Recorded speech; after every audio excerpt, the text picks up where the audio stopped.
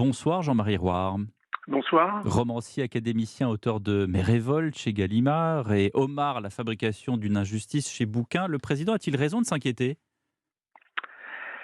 Bien sûr, il a raison de s'inquiéter, mais ce qu'il y a d'ennuyeux avec M. Macron, qui est archi sympathique, personne ne le conteste, c'est qu'il est quand même lui-même, il est quand même lui-même le responsable. C'est-à-dire? Il est le responsable. Qu'est-ce qui a parlé à Versailles de Choose France? Qu'est-ce qui a parlé de Startup Nation? Hmm. Si vous voulez, ce que je trouve très inquiétant, c'est qu'il y a eu un rapport de l'Académie sur la communication institutionnelle, Mhm. que je vous conseille de regarder sur Internet. C'est dans tous les ministères, les administrations et toutes les institutions.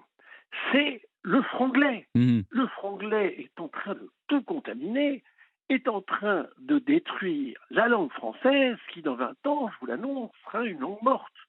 Donc, si vous voulez, on aimerait bien, et c'est un grand désarroi pour les francophones, qui sont navrés, qui voient la langue française à la fois minée par le franglais, sans, avec, non seulement sans qu'il y ait une résistance des pouvoirs publics, mais au contraire, ces pouvoirs publics ne cessent pas de parler en franglais. Vous avez bien vu au moment du Covid, tout le monde parlait de cloister, tous les ministres. Et ensuite, vous avez autre chose, vous avez l'écriture inclusive. Donc, c'est très dommageable et seulement le franglais n'est pas seulement une contamination de mots, parce que la langue française est toujours enrichie avec des mots étrangers, mais pas à ce point-là, mais c'est surtout que ça touche la syntaxe. Vous remarquerez une chose monstrueuse, et je ne vois pas M. Macron s'en indigner, c'est la Sorbonne, l'université de la Sorbonne. Elle ne s'appelle pas l'université de la Sorbonne. Mhm. Elle s'appelle Sorbonne Université, qui est du franglais. Oui. L'aéroport de Lorraine, comment s'appelle-t-il? Lorraine Airport.